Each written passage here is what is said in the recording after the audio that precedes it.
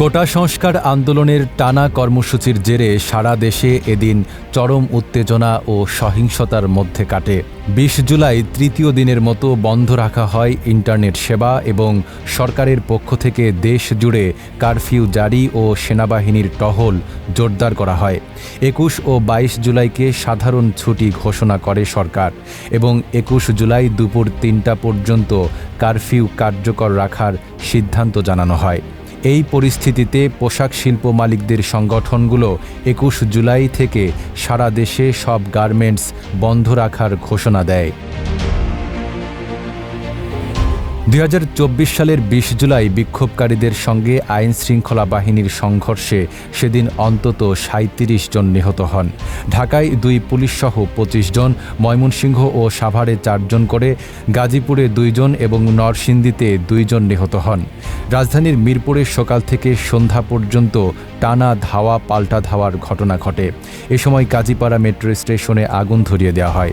জননিরাপত্তার স্বার্থে বন্ধ করে দেওয়া হয় মেট্রো রেল, এক্সপ্রেসওয়ে এবং মেয়র হানিফ ফ্লাইওভার।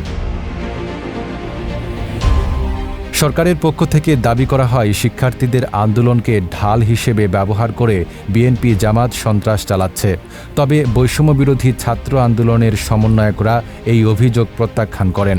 তারা বলেন শিক্ষার্থীরা শান্তিপূর্ণ ও যৌক্তিক দাবিতে আন্দোলন করছেন, কোনো সন্ত্রাসী কর্মকাণ্ডে তাদের সম্পৃক্ততা নেই। এদিকে গভীর রাতে মিন্টো রোডে রাষ্ট্রীয় অতিথি ভবন পদ্মায় বৈষম্যবিরোধী ছাত্র আন্দোলনের ৩ সমন্বয়কের সঙ্গে সরকারের মন্ত্রীদের বৈঠক হয়। আন্দোলনকারীরা ৮ দফা দাবি পেশ করেন এবং জানান এই দাবিগুলো মেনে নিলে তবেই ১ দফা কোটা সংস্কার ইস্যুতে আলোচনায় বসবেন। বৈঠক শেষে আইনমন্ত্রী আনিসুল হক বলেন, আলোচনা ফলপ্রসূ হয়েছে, শিক্ষার্থীদের দাবি যৌক্তিক এবং তা সমাধানযোগ্য। সহিংসতার ওই দিনেও রাজধানীতে র্যাবের হেলিকপ্টার টহল অব্যাহত ছিল। সারা দেশের কারাগার সহ গুরুত্বপূর্ণ স্থাপনা ও ব্যক্তিদের নিরাপত্তা জোরদার করা হয়। নাঈম আরাবী, ঢাকা পোস্ট।